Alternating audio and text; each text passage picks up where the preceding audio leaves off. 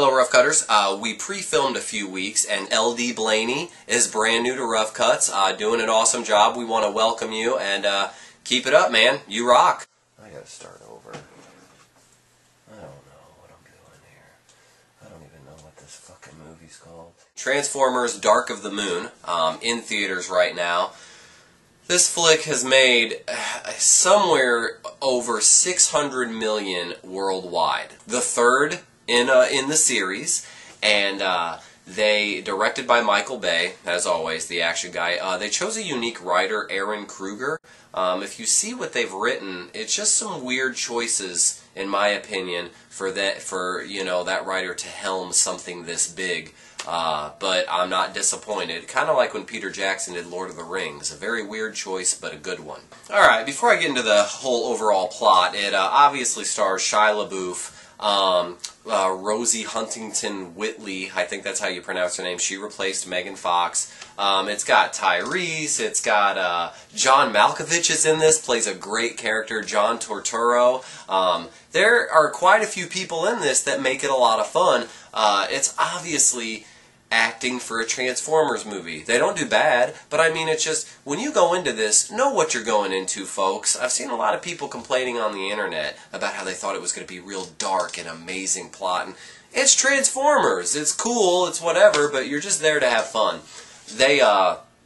What they did with this movie is they've incorporated kind of an overall theme that I've noticed in a few movies lately, especially this summer. One of them that I can think of in particular is X-Men. First Class, where they incorporate history into it, like let's say Forrest Gump, for example. They make it seem like whatever really happened in history wasn't what you really knew, and so this whole Transformers movie takes place because of our landing on the moon.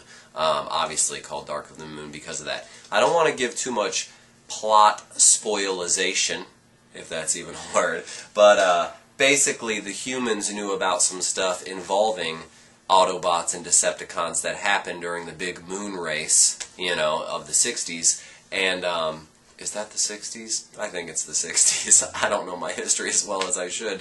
But, the humans knew something, and Optimus Prime and his Autobots weren't briefed on the damn situation, and because that happened, shit's about to go down on Earth. The whole Earth's just about to be taken over.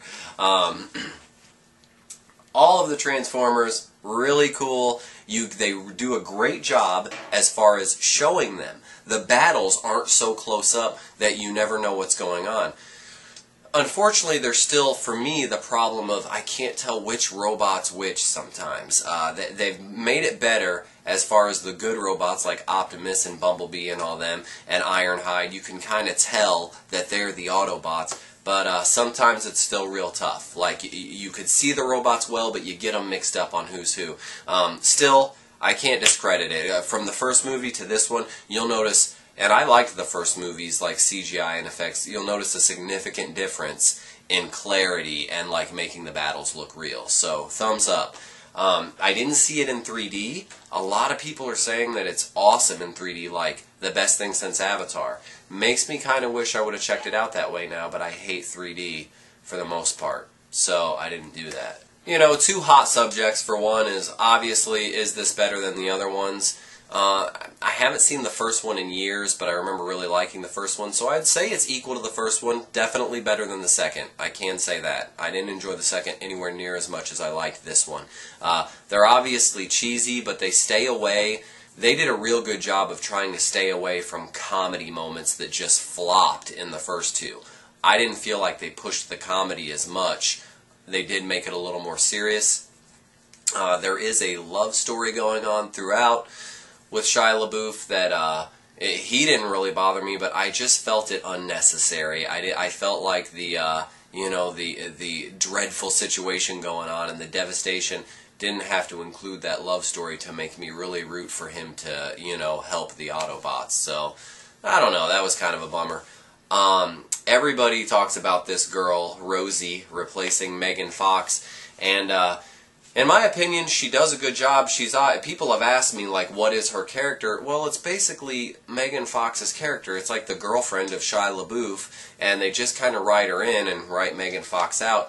However, they don't near as much use her as just a sex symbol just standing there. They do that sometimes, but man, Megan Fox was always just leaning over something or bending down or running in slow motion.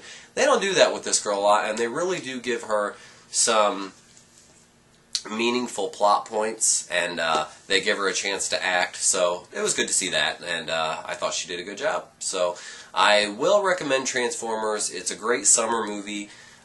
You can wait for DVD, but if you get a chance to see it in theaters, it is really cool, just because on the big screen, and everybody says 3D is the way to go, apparently, but I will never endorse that shit. So, absolutely let me know what you think. Either way, no Transformers movie will ever beat the animated feature from, you know, the 80s, because that was just phenomenal. And you'll find some cool voice actors in this one, too, so look out for them. I'm not going to spoil it, but most of you know who they are anyway.